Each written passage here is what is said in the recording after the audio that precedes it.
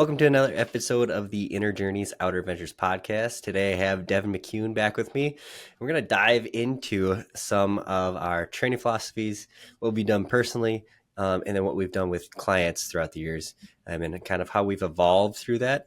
We'll kind of be asking each other questions about, things that we've discovered on our journeys, both personally and professionally. Welcome, Devon. Thanks for having me, brother. Great to have you back again, man. I can just tell we're going to have a great conversation here today. Yeah, we can talk about this stuff for days, right? Right. Yeah. Hold on, everybody. It might be a long one. Just kidding. Well, who knows? All right, man. Well, let's start with what you've done for training personally, and kind of Sure. how that's evolved. So when did you kind of get into your fitness journey? So I played sports growing up, but this was in the '90s, and there wasn't a lot of, at least where I'm from, there wasn't a lot of sports specific training. We had practice, and I played baseball, but besides that, there wasn't weightlifting involved with it. Up until high school and stuff. So I didn't start weight training and stuff like that until 11th grade, actually. Um, I tried out for high school cheerleading. My girlfriend at the time was captain of the cheerleading squad, and she dared me and my buddy to try out, and we did, and we made it, and we loved it. Along with that, the high school, if you're a high school athlete, they make you take weightlifting class. Mm. So I did. It was bench, squat, power clean, and that's it.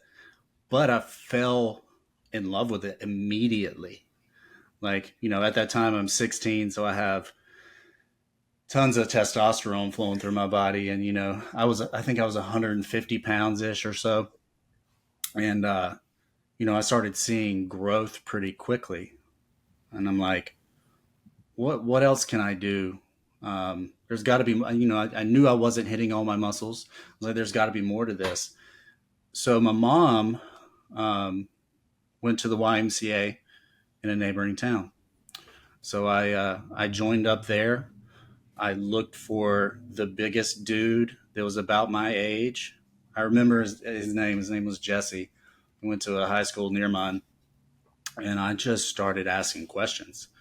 Um, and from there, it kind of just grew and stuck. I was hooked to. I'm lucky, right? Not everybody gets like this, but I was hooked to the weight training part of this stuff immediately. I love the way it made me feel. Love the results I was getting. I loved the discipline of it, and that was something I desperately needed when I was in high school Hmm. because I got a little wild in ninth and 10th grade. 11th grade, I kind of pulled myself in. Had a good girlfriend. We were doing all the right things, and this became part of that. Um, so I'd either go to the gym before school or after school, and it became a huge, huge part of my life um, until I got to college. Um, it's weird. I cheered at the University of South Carolina, and it kind of went back to the way it was when I was, a kid. There was no sport specific training involved. We had practice, but they didn't make us weightlift or do anything outside of practice.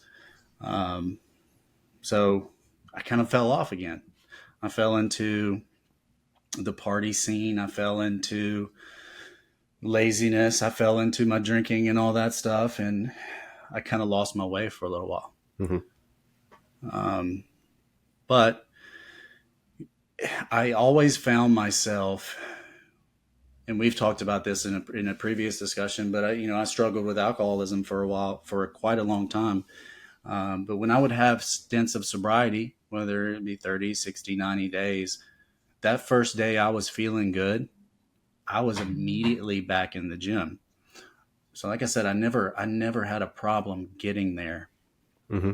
Um, it wasn't until 2020 when I began, this is well after college, after dealing with that stuff for a while, that I really began to take it seriously. I'd gotten to rehab. I'd finally had a long stint of sobriety, and they had a weight pit out there at the rehab center I was in. From day one, I was out there. So I lifted weights in this little dirt weight pit for about 5 months because COVID hit.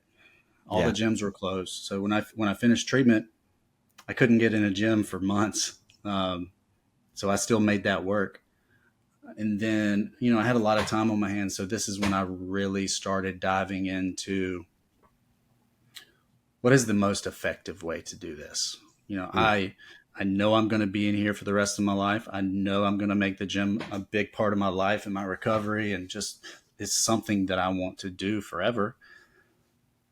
Let's make sure I'm doing this right. Yeah. Um, Was it at that point you were thinking of like longevity? Like I want to train for being healthy or in doing this for the rest of my life? Or did you have a specific goal? Or is it just more it that was general? so yeah, definitely longevity because I had treated my body like crap for the 10 years before that. I was really, really out of shape. Um, so definitely longevity, but I'm a big fan of getting in there, moving heavy weight. So it was a lot of, all right, how do I get as big as possible at that point? That was my main goal. Hmm. How do I get as big as possible? Um, so I started diving into luckily, with my college background, I have a degree in biology, so I know how to read studies. I know how to look at them the right way. I know how to look for bias. I know how to Hmm. go through those things and decipher what is probably best and what is probably better than other ways to do things.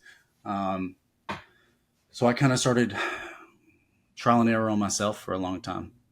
Um, So, what were some of these research studies that you were looking at? Was it how to grow muscle?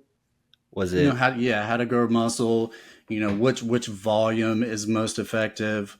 Because I was overtraining for a long time. I it went back in the early 2000s. It was kind of thought that the more you can do, the more you can get in there and beat yourself up, the better results you're going to get. And that's just not the case anymore. Yeah. It's just not true. Um, So when you so I say was, beat yourself up, are you saying like I'm going to throw as much weight on as I can, and then I'm going to try to do as many reps as I can, and I'm going to do that until I fail over and over and over again? exactly in number of days lifting weights mostly. Okay, like Um, 7. I was lifting 7 days a week Yeah. for a long, been starting in 2020 for probably a good year and a half. Okay. Just because, again, I love being in there, but my body, I was finding myself injured a lot, especially my back. I had a back surgery in 2017, a discectomy. Um, so I was finding I was re-injuring that a lot, and that shouldn't be the case. No matter what injury you've had in the past, there's a way to strength train around it and strengthen that area where it should be a benefit and not making it worse. Hmm. And at that time, I was just making it worse by overtraining.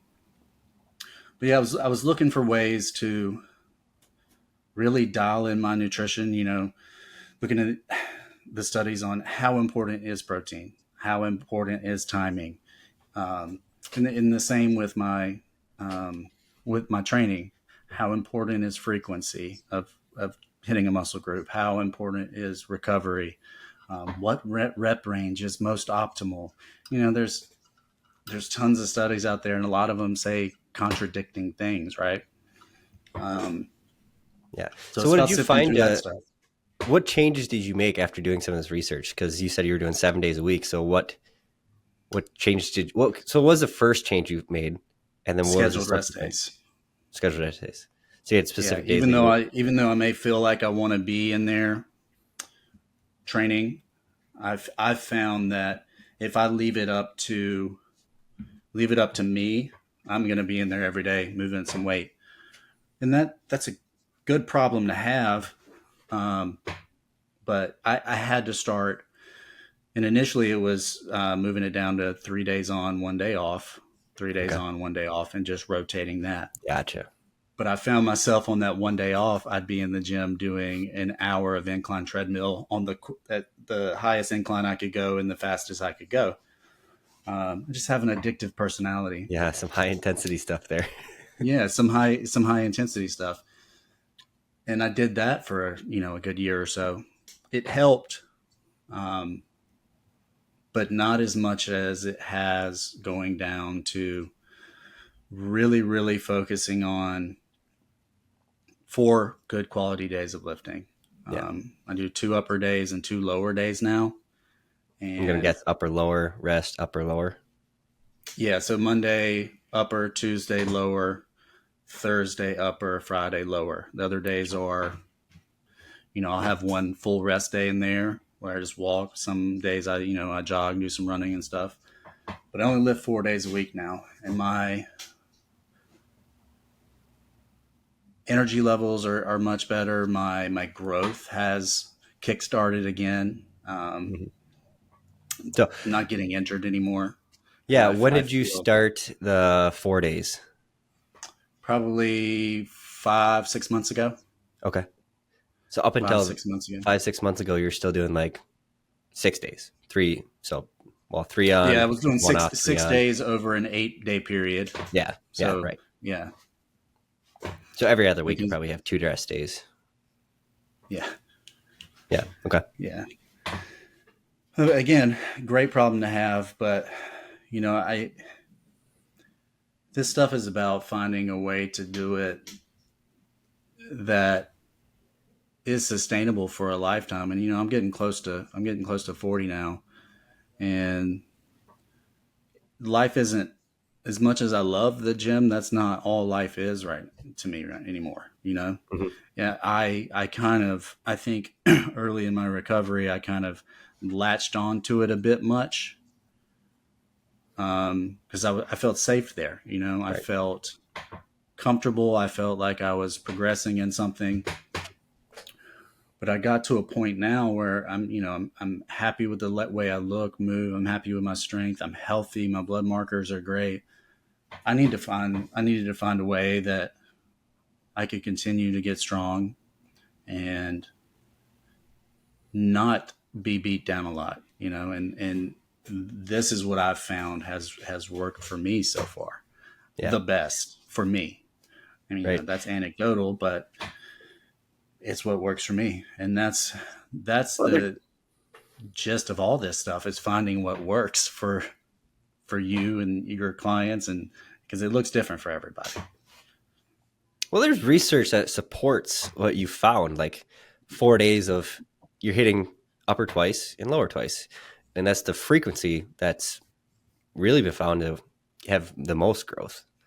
Yeah, And if you could fit a third time in, that'd be even better. But sometimes that's not even possible because of the fatigue that you're putting on your body. yeah. So yeah, even 3 full body days, I just couldn't bring myself down to 3 days. Right. 3 full body days is great.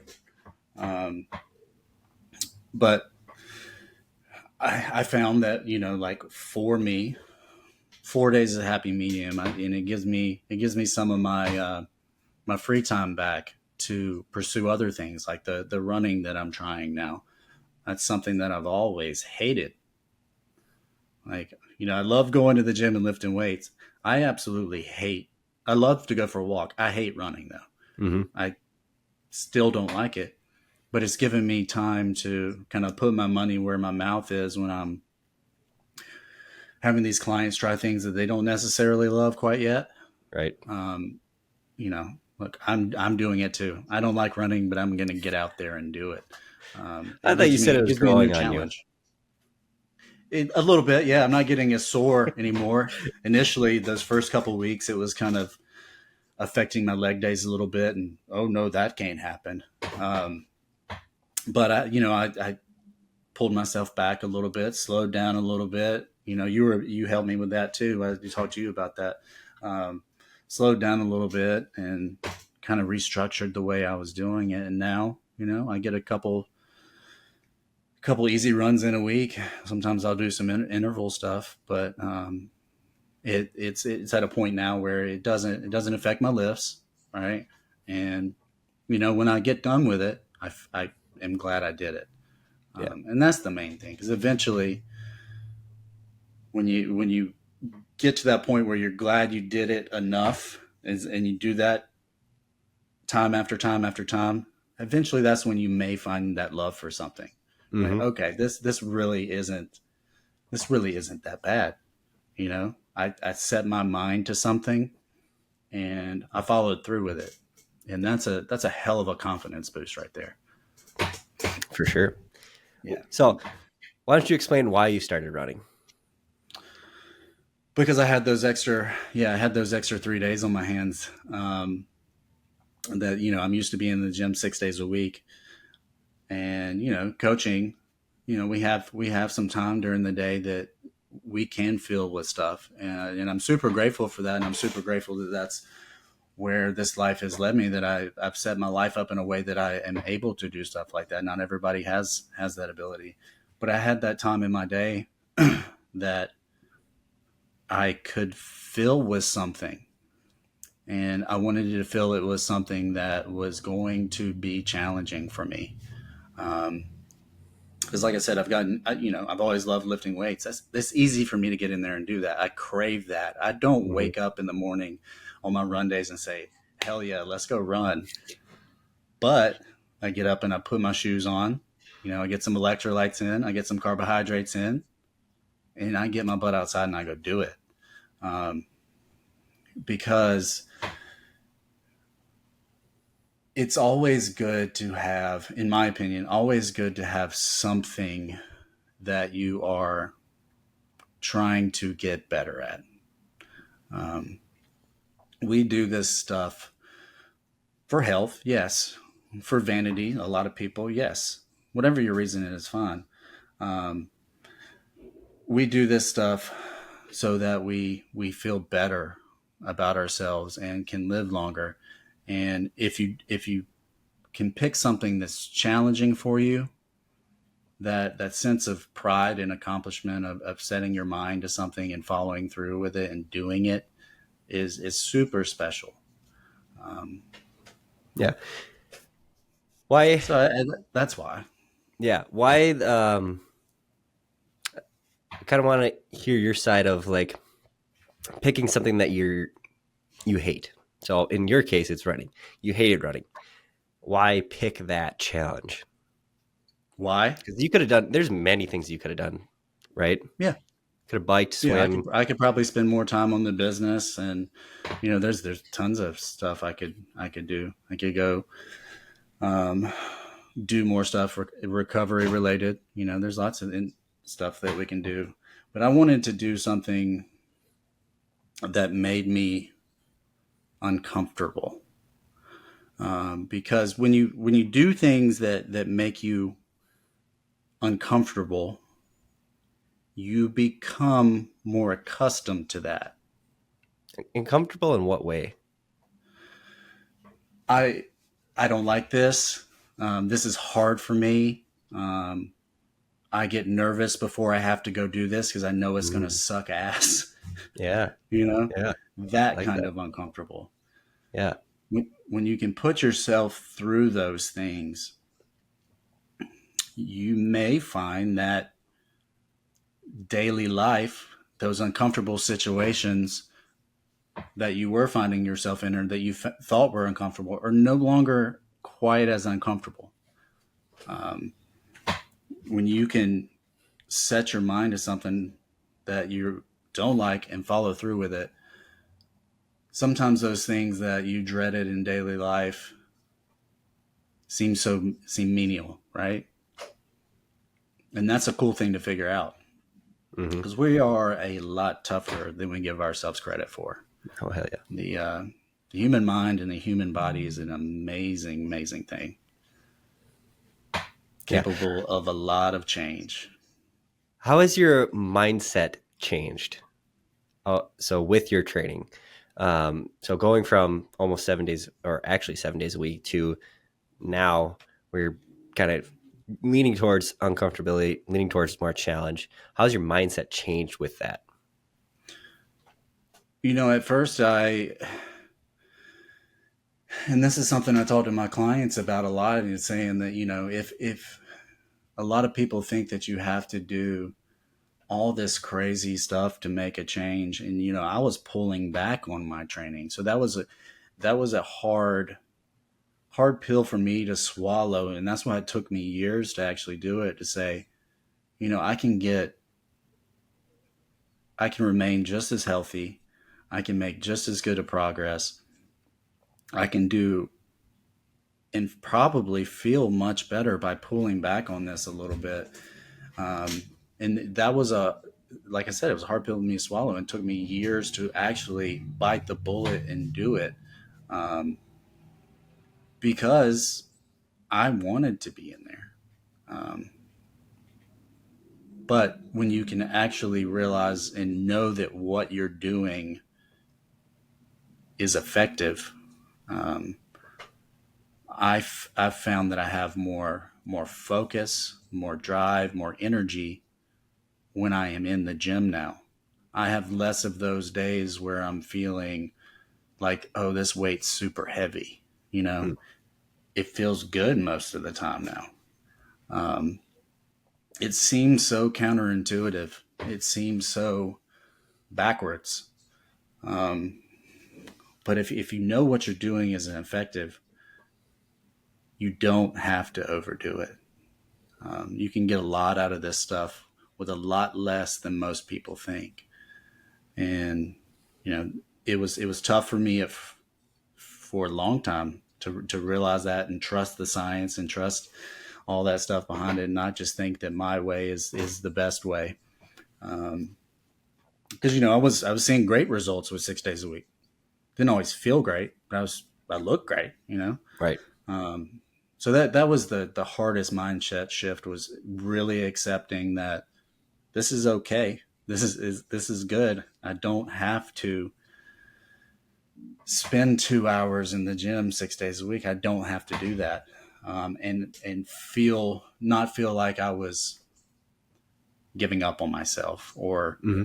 getting lazy on myself, because that's not what I was doing. That's not what I did. I was trying to make it more effective. Right. Yeah, that's a huge shift because there's a lot of people I've seen. So I come from bodybuilding, CrossFit, athletic, type training. Last 6 years have been a lot of CrossFit, Yeah, and I've seen a lot of people bury themselves because they're pushing themselves hard 5, 6 days a week. There's not really much recovery, and then they have a stressful job or a stressful life, and it's really hard to recover when you're just burying yourself every single day for hours a day. yeah. It's a tough it is a very tough shift to make, thinking that you have to go and kill yourself in the gym. It's just not the case. Hmm. And those of us that love that feeling of getting in there and doing that stuff, it's tough to make that shift. But it gives us a perspective on, if you kind of flip that, there's people that are the opposite way. They they need that extra push to do the bare minimum.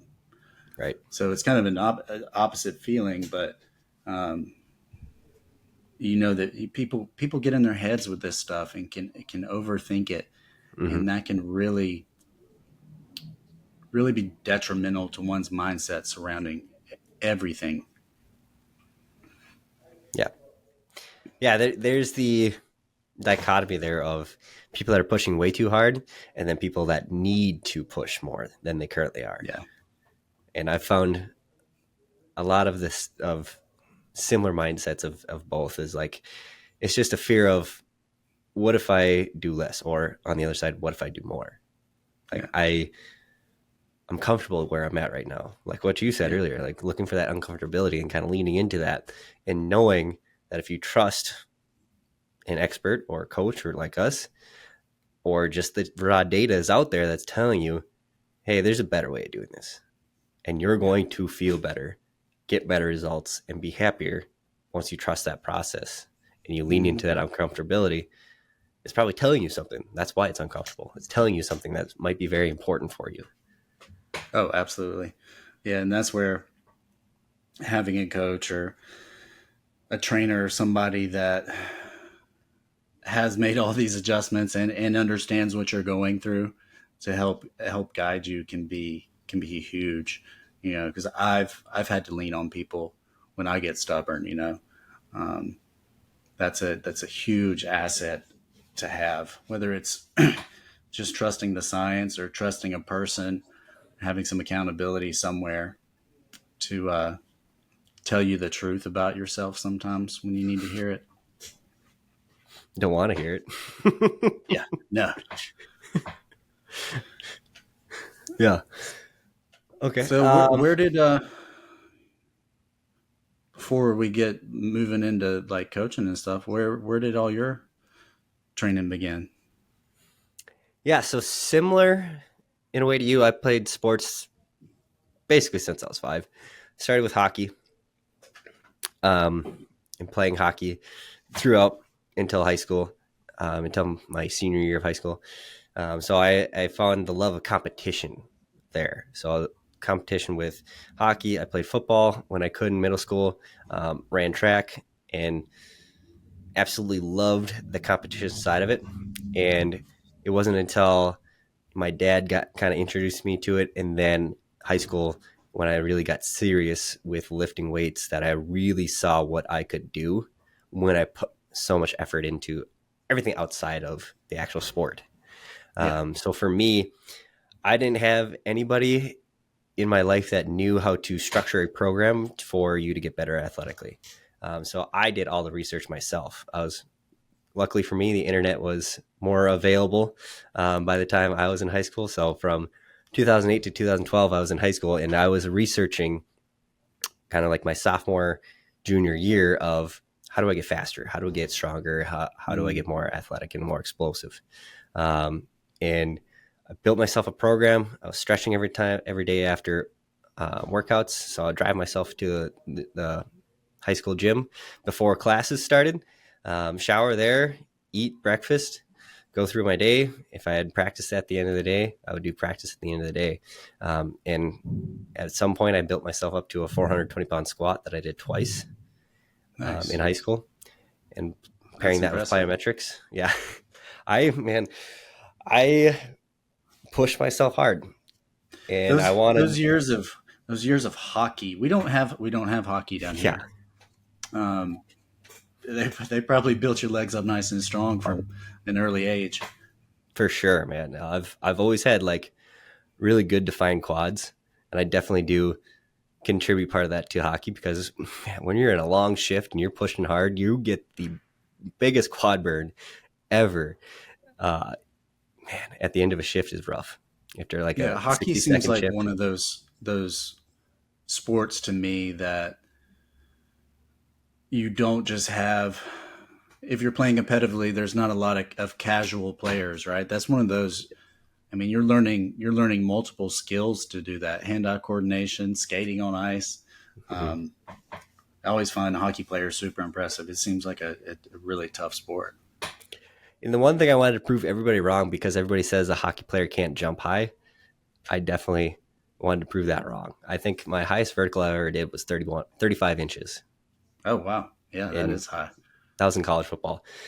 So that's where so I fell in love with the weight room in high school. And then in college, that's where I really figured out like, this is something I want to do the rest of my life.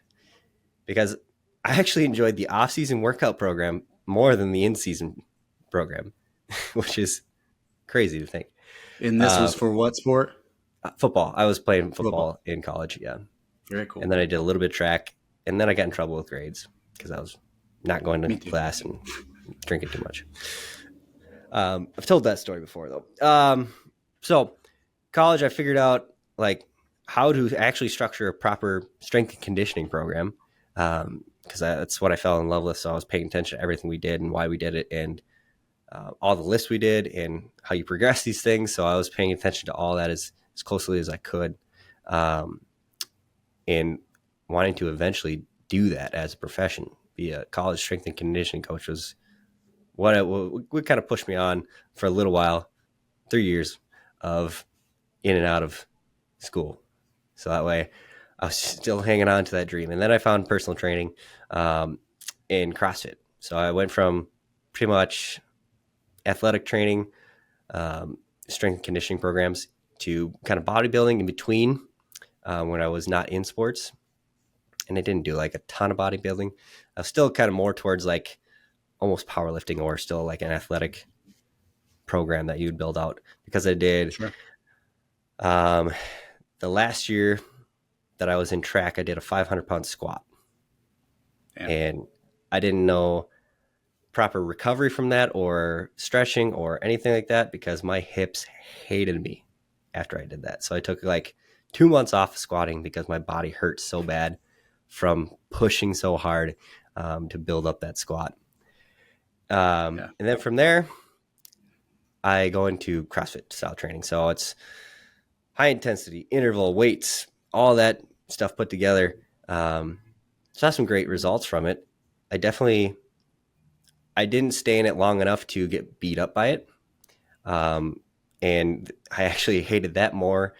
The feeling after, well, during, I would say, because when you're doing a 5-minute workout with heavy weights and you're able to push yourself super, super hard, the lung burn, the muscle burn is next level and it sucks. Like Yeah. I have never felt that bad in my I've life. never done CrossFit, but I can. I think there's a lot to be said, for, especially for some people. Really benefit from the community of it, the community Oh yeah. aspect of it. Um, and I know a lot of people hate on CrossFit and hate on high those the like Orange Theory and stuff. Is it the most effective style of training? Probably not. But if it's that or nothing, and you're getting in there in a community and you're connecting with people and moving your body, that's badass. Um, so a lot of people can benefit from that. Oh yeah. Um, and that just comes to show that having a community or someone that you can talk to and guide you in this stuff Mm-hmm. is it's super beneficial for just anyone. Especially, both of us were both sound like we were both super stubborn with our drive and our passion for this stuff, and almost to a detriment. Um, so, I know I can speak for you when I say having someone to guide me has been beneficial, and that community is huge. Yeah. Oh, for sure. I think having the right people in that community Sure. is very important because there's I'm not gonna I mean I don't have anybody to call out, but if you're seeing people constantly pushing so hard that they're laying on the ground for 5 minutes at the end of a workout and they're always complaining about injuries or something's always nagging on them, and then the coach isn't helping them pull back or suggesting that they, do a little bit less today, or maybe we just go very light and we do some stretching. Like it's very important to find the right group for that. So if you're going to do like a high Sure. intensity training, especially with weights and heavy weights, you want to make sure you're under the right people because some coaches will just push you into the ground and bury you because that's Yeah. what they think coaching is. Yeah. They Sometimes just they just haven't sustainability gets thrown out the window. yeah, they haven't figured it out yet. And Yeah. someday they will, either because of themselves or because they hurt somebody really bad. Yeah. Um, so having the right community and the right coaching there is going to be very important. I, at some point, decided I hated that feeling during the workout because I could push so hard and I could bury myself so much that I don't want to do this anymore. This is no longer enjoyable, even though Yeah. I can really make myself hurt if I want to. And this isn't like injuring myself. This is pushing my muscles and my body and my lungs to my absolute max without injuring myself. And I can push so hard that I don't want to do that anymore. Yeah. Um, Absolutely. so that's where I went back to kind of what I'll now call functional bodybuilding. So it Hmm. has some principles of CrossFit, but it has some principles of bodybuilding. So I would say this is best of both worlds, where you're not redlining, you're not pushing so hard to the max every single time you work out. You're still getting a good conditioning in there, a little bit of high intensity, but it's sprinkled in here and there rather than every single day. And you're trying to Yeah. kill yourself, bury yourself every single day. And then it's building good foundational strength. So I love strength training. I love doing some bodybuilding stuff. So that's where I went towards more. And then a few years ago, I got into Spartan races, and that kind of got me into long distance running. And I found a love for that. Even though at the very beginning, if you saw me in track or college football, I hated running. Didn't want to run any Yeah. farther than 400 meters at a time. And I didn't even want to do that because I could also make that one hurt a lot. Um, so I was anti long distance running basically 28 years of my life, 27, 28 years of my life, until I did a Spartan race, which I did very little training of running to actually do that one. And I fell in love with how much fun that was. Like, I'm going for 4 hours. I don't even feel like I'm that, you know, I don't feel like I did 4 hours of running or working out. Mm-hmm. Like, it was enjoyable the entire time. I loved the feeling of it, loved the challenge of it. And then I wanted to see, how much better could I be at that? So that was my That new shows challenge. that shows you how much this affects everything, right? Yes. Yeah, dude. Because if you went into that Spartan race and were feeling torture about having to do it and didn't enjoy yourself, you probably would have felt exhausted and like you just ran twice as far as you ran. It's crazy what a perspective on something can do. Yeah, man, it is. And that's what I've found in this journey is it's all about like what you believe you can do and then the mindset you have while doing it or leading up to it. Like kind of you said, like the apprehension, um the anxiety of going into this because you either don't feel like you can do it, you don't want to do it, or whatever the reason is if you shift your mindset around it, you see it as a challenge and you see something that you're going to grow through and eventually find enjoyable, or while you're doing it, find enjoyable. That's going to make a big difference in how consistent you are, and how much growth you get from that. And looking at things as a challenge that you can complete and feel accomplished at the end is very important, I think, because every time I've gone through these different challenges, and my most recent one, I did a 100-mile trail race. I didn't finish. I only made it 62 miles, 100K. But Only 62 miles. yeah, see, this Yeah. is how crazy that mindset shift is because I used to think 1 mile was far. Now I'm doing close to 100 miles. And the fact that I can do that and grow from that and change so much, um, means everybody can. Because I was Yeah. so anti running. Anybody can. If they want to, if they believe they can, I think it all starts there, is that belief. Because you can do anything you set your mind to. You can do anything in the world. Absolutely. But what do you want as your challenge?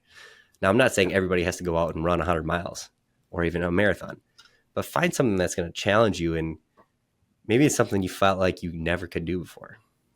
Yeah. Exactly. Yeah. So yeah, that's kind of my progression through training from, trying to be as athletic as possible to at one point I was trying to be a bodybuilder, then CrossFit, now long distance running, and now I'm kind of blending both of long distance running and bodybuilding, functional bodybuilding stuff. So Yeah. done a And lot. at the end of the day, through all this experimentation, you found what works for you, right? That's the I big know. thing here is finding what works for Corey. What does Corey enjoy? How does he feel the best? How is he going to continue doing this for the rest of his life? Mm-hmm. And I know it's going to change at some point. Like, I Yeah, won't do the same thing forever. It's going to change slightly. I'm sure there's principles that I'll continue doing, like some sort of bodybuilding, whether it's functional bodybuilding or anything like that, because I want to keep as much lean mass on my body as possible. of course. I might get into triathlons. I might never run again. maybe Yeah, I'll maybe I'll do biking. Who knows? But I don't think it's going to stay the same. I think I'm going to constantly evolve through this because that's what it's been through for my whole life so far. It's evolved, and the more information I Mhm. learn, the more different things I try, the more I'm going to incorporate into my style of training and what's going to be different. yeah. And the more things you try, and the more things you check off your list, the more confident you become, right? Because you set your mind to something and you keep following through with it. It doesn't have to stay forever, but you're doing something, right? Forever. You're always moving forward. You're always progressing, right? And that's the name of the game, because it is Mm-hmm. this is a long game. This is a forever game. Um, so when you can settle into that process and actually begin to enjoy the actual process of this thing, that's when lives change. That's when you've found your way. Yep. Yep. Nailed it, man. All right. So let's start going into coaching styles and how we've evolved there.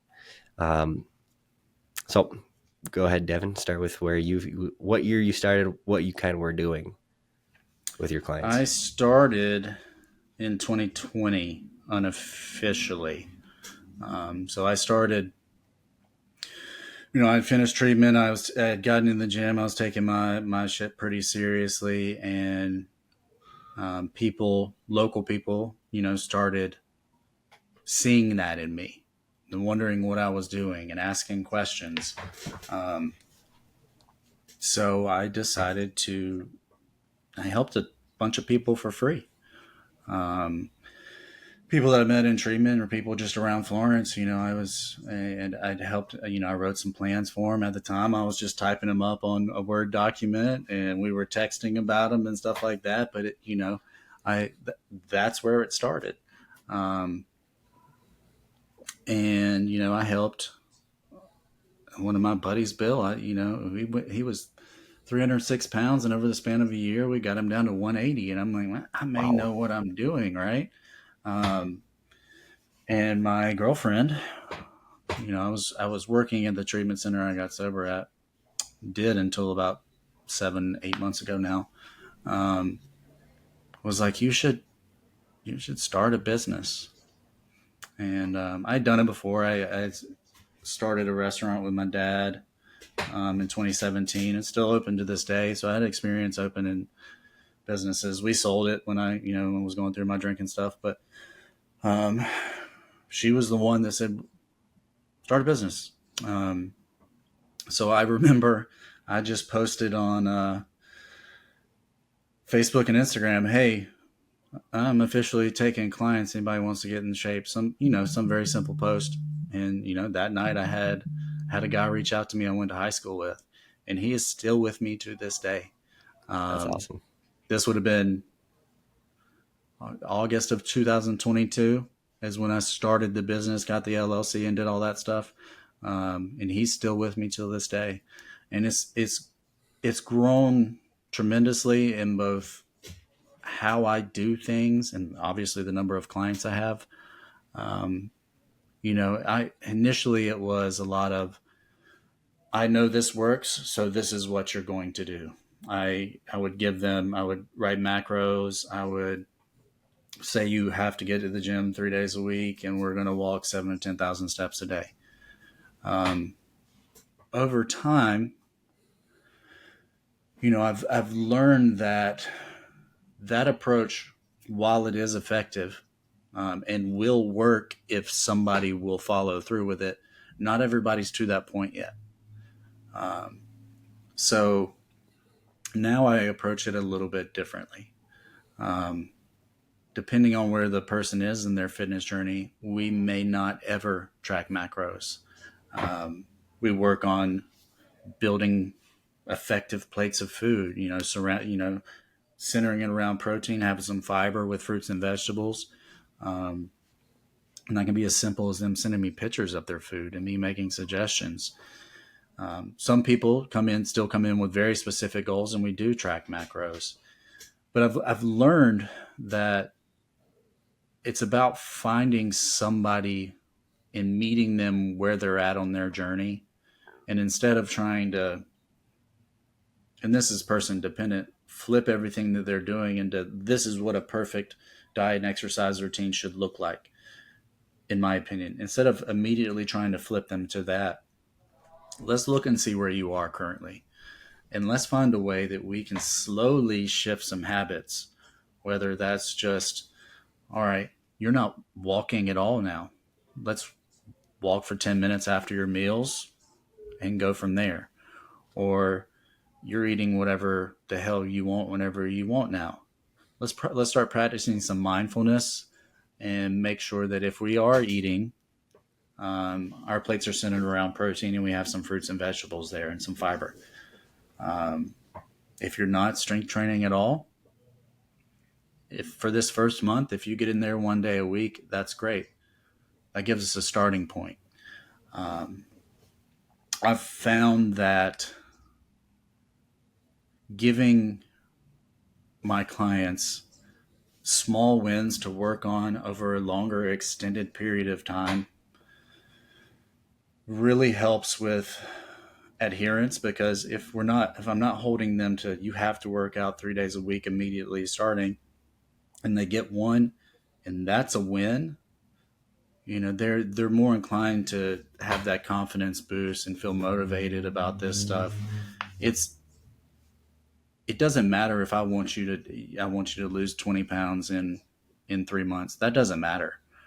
What matters is finding a way for you to shift your lifestyle, for me to help them shift their lifestyles in a way that's more conducive to their goals. And if that's slow and steady, then so be it. Because we're lucky, right? We have a drive to figure all this stuff out. We know how to interpret things. Um, Not everybody has that. Um, so I look at it now more as it used to be. All right, I have to help this client. If they're working with me for 3 months, lose 20 pounds in 3 months. That's the way I used to look at it. Now it's more of, it's my job to help my clients shift their lifestyle and do something that's going to be sustainable for them, to like what they see in the mirror more, right? To have more energy, to get stronger, to sleep better, to be able to keep up with their kids and their grandkids. Those are the important things. And if we focus on doing that slowly and in a sustainable way and give them small wins to check off every week, that 20 pounds is going to come off. And it seems so simple. And it's one of those things that I had to like with my training, when I first started shifting, the majority of a lot of my clients still track macros because that's what they want to do, and they have very specific goals and they're all about it and they do great. But some just aren't ever going to do that, and that's okay. And in trusting myself and thinking that if I just look at their food and can shift some habits for them, we can still make a great change. That took a little while for me to actually trust that, but it's unbelievable what can happen when you go from focusing on the results, which I was obsessed with, right?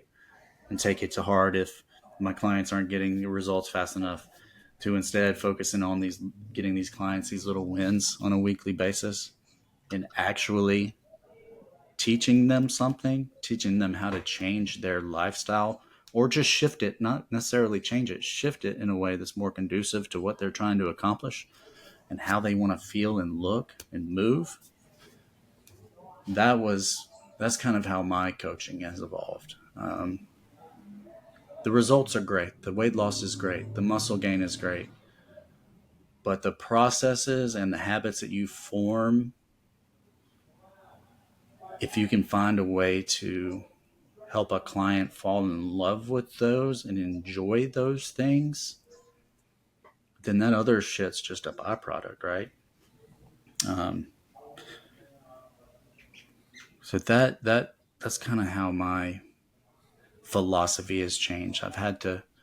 I know the science, I use the science, but I use it in a different way now that's more habit and mindfulness based. And I go back to that old stoic stuff, slow Mm, and easy, understanding things and not judging what's the physical results of it, and looking more at what's happening inwardly and how they're feeling. If we can do that, then we can really, really, really make some progress. yeah. I was wondering if you're going to get to mindset. Yeah, yeah. Um, Do you do much it's on that? I talk to all my clients daily about it. It's huge. Okay. That's the biggest shift out of all this stuff, right? Because a lot of them are going from doing absolutely nothing, um, and it's easy to come in and think that, oh, if I want to lose weight, I've got to do this perfectly. But to get somebody to understand that them alone reaching out to a coach and asking for help and taking the initiative to do this, period, is more than most people will ever do for themselves. And that's more most people, legitimately. Mm-hmm. Um, so guiding them in a way to feel really lean into that positive mindset and that being proud of what you're doing and celebrating those small wins, that stuff helps it stick. Because when it sticks up here, the rest of this will follow, right? Uh, our Yep. minds are tricky little bastards. So when you find a way to remain positive about this stuff and eventually maybe fall in love with what you're doing, then you're set. Then you can settle in and enjoy the ride, because that's what it is. This is a journey. Like you've talked about, you've been doing it since you're 5 years old. It's a journey, and things change and goals change, and helping somebody understand the way to make those adjustments and a way to look at them in a way that you can constantly be proud of yourself and constantly be working to improve yourself and enjoy it.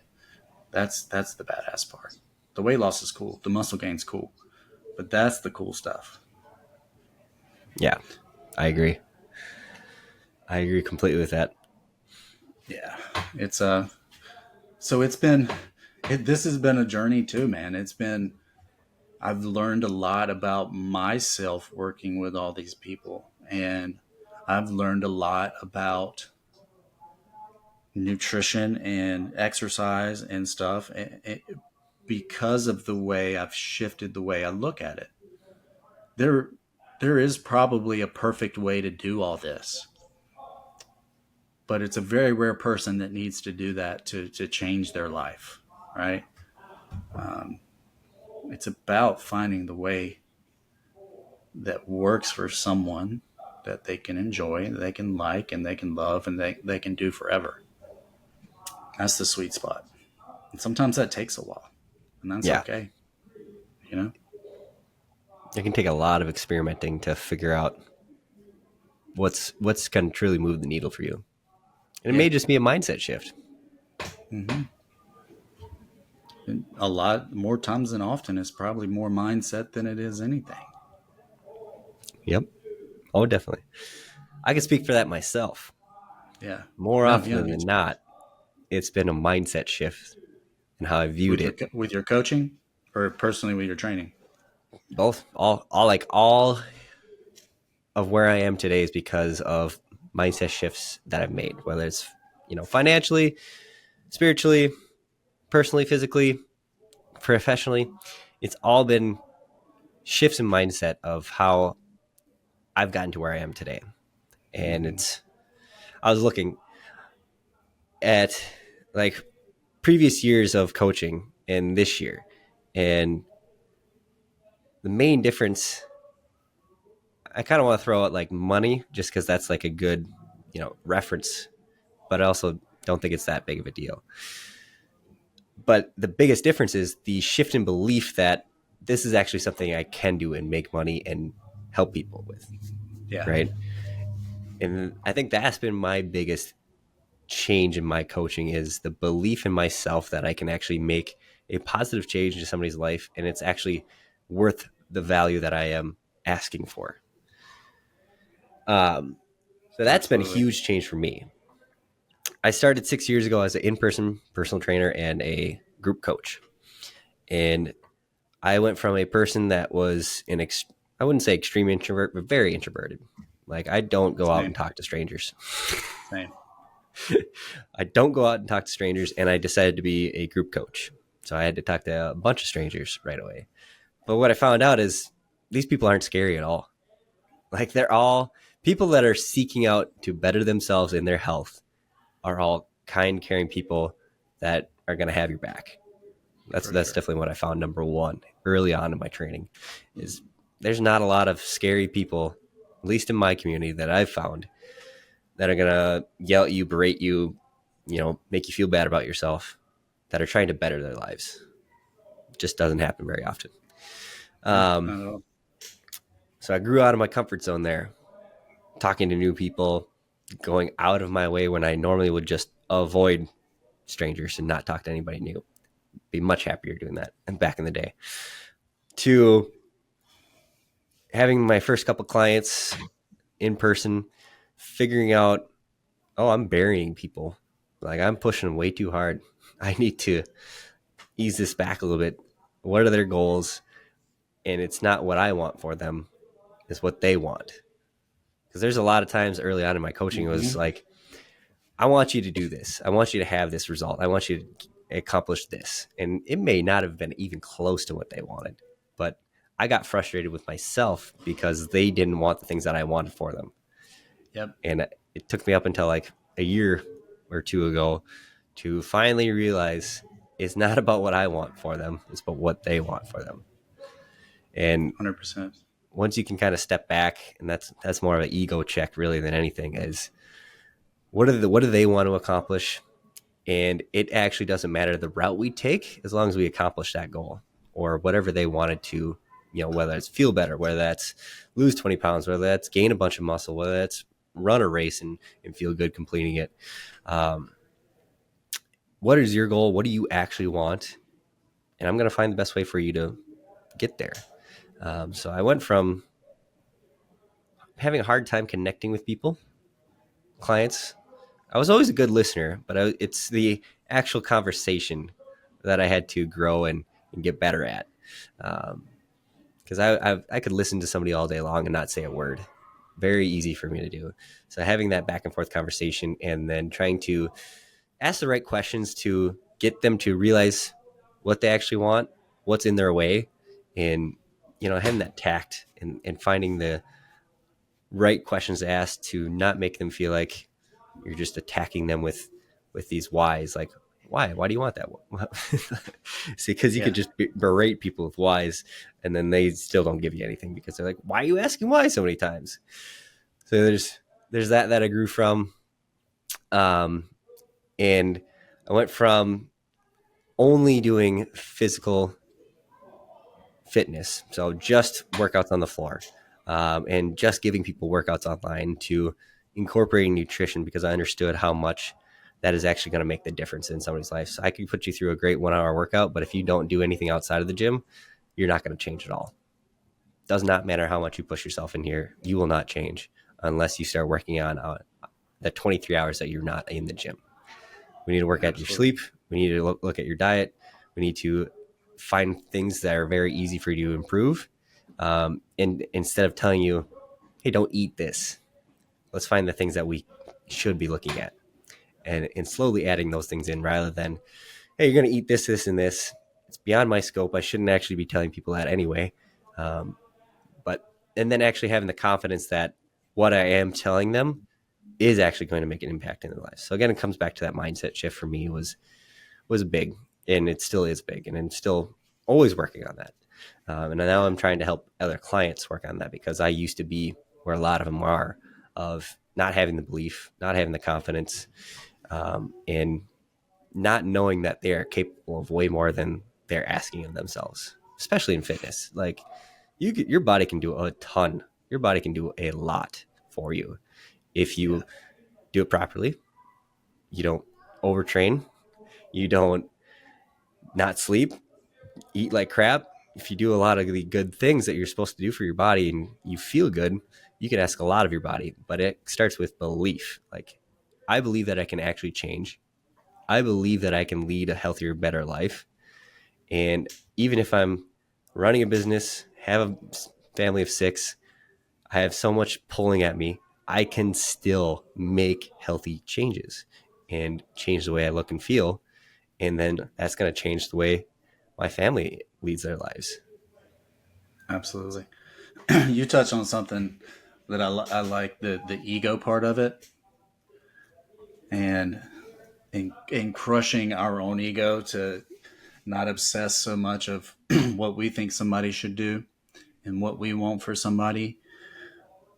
When you do that, it helps you ask the right questions. You become more, you become better at listening and finding out what it is the client actually wants. And in turn, it helps build that trust, right? It helps them open up, become more vulnerable. Because when you go, if you go into this thing initially and just make somebody do what you think they should do, it's hard for them to want to tell you when they're struggling or want to tell you what it is they actually want. And if you can come into this with ego deflation and understand that you're just there as a guide, and support and accountability, that relationship and that trust you can build with a client really really blossoms when you remove ego from it. Mm-hmm. And there has to be some of that from the client side too. Yeah. And a lot of times that's a tough thing to do. Um, even though somebody will hire a coach, they just don't want to listen to them. They don't want to take the advice. And getting to a point where you just accept that's always a tough one for me. And that was really tough for me to begin with, is this person's taking none of my suggestions. I've had a few people like that. And you know what? It is what it is. Mm-hmm. As long as our intentions are good and we're doing the best that we absolutely can, that's on them, right? Um, but that I love that you said that ego deflation, right, coming into it is an absolute game changer for the relationship between a client and their coach. Yeah. Oh, for sure. Well, something you touched on there is like, as a coach, there's a lot of hard conversations that we need to have. Sometimes we don't have For them, sure. but we need to have them because if we're truly the coach that has the best interest for them and want them to be healthy and lead a better life, then there's, the people that aren't listening to us, our suggestions. We're trying to learn why. Why don't you want to do this? And what is this going to mean for your life if you continue down this road the way you're currently doing things? What are you going to look Mm-hmm. like 10 years later? What are you going to feel like 10 years later? How's your life going to be in in your later years, your 60s, your 70s, your 80s? If you're running full speed ahead, 100 miles an hour, never properly recovering yourself, not eating well, not exercising, what are the outcomes that are going to happen for you? Are you okay with accepting that when you could make a very small change today that could make that completely different scenario for you later on in life? 100%. Um, you know, Hopefully they listen to that, right?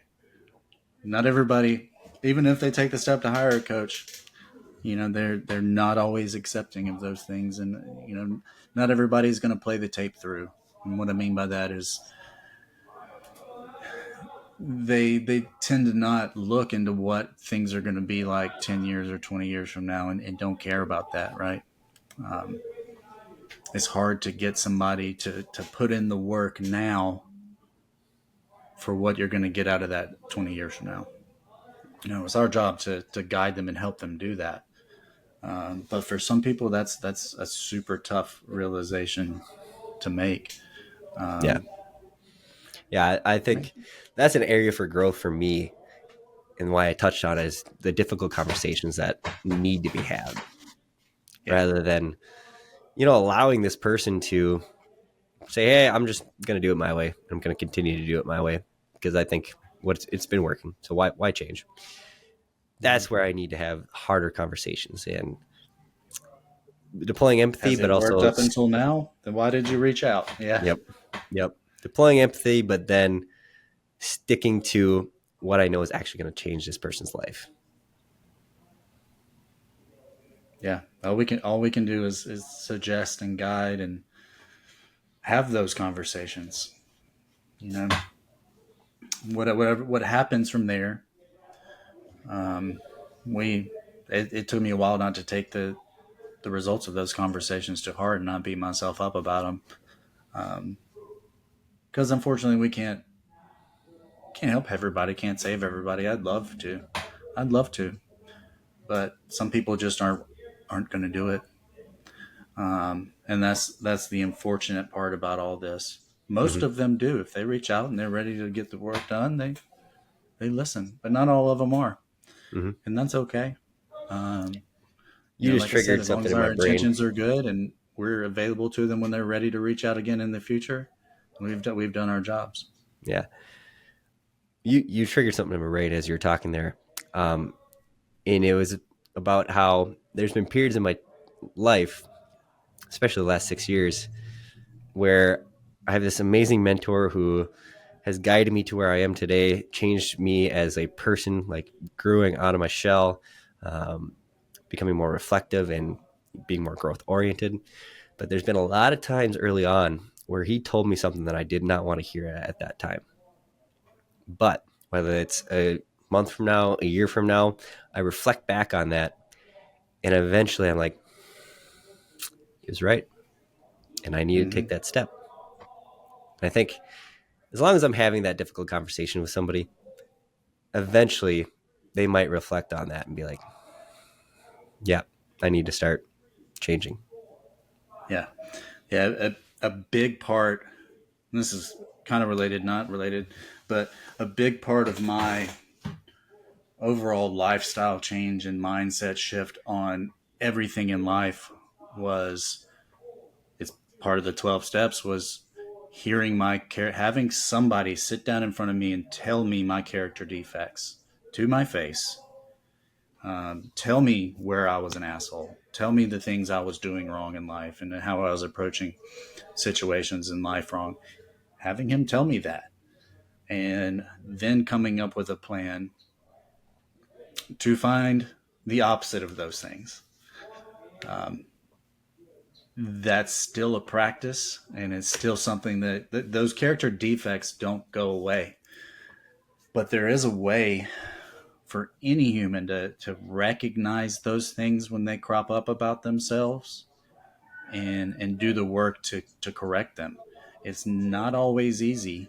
We're stubborn people, and whether it's mindset, exercise, diet, whatever it is, there are certain things deep embedded in us that probably need to change if we want to live the lives that we could live. Um, so having those laid out to you in an open format, open communication directly, and not taking it to heart or letting it hurt your feelings, and understanding, okay, I'm imperfect, right? I'm an imperfect person. There are some things I can work on to become a better person. Um, that that was the biggest turning point for my life in general, was having somebody that I saw something in that I wanted and that I trusted sit down in front of me and tell me those things, Mm. and to accept those things about yourself. Acceptance is huge, right? Accept those things about yourself and formulate a plan or a program or a practice to improve on them. Yep. Not everybody's willing to do that. Um, but I can say the work, the program, the practice of changing those things that aren't so, probably not so great, or hurt our mindset or the way we look at life, formulating a plan to shift out of that can be an absolute game changer. Because, like you said, and like we've said a couple times, our body and our minds are amazing things and are able to go under um, amazing change. Um, and that whole process, that whole thing, and really getting down to the nitty gritty and accepting that you want to grow and you want to change and you're willing to do whatever it takes to do it, is badass and it's special. And I wouldn't change a literal thing about my life since I made the decision to do that and to let go of those character defects, or try to. Um, Absolute game changer for me. Yeah, man, it's been similar for me. Is accepting that the things that accepting that if I want to have a different life, a better life, I need to understand where I am.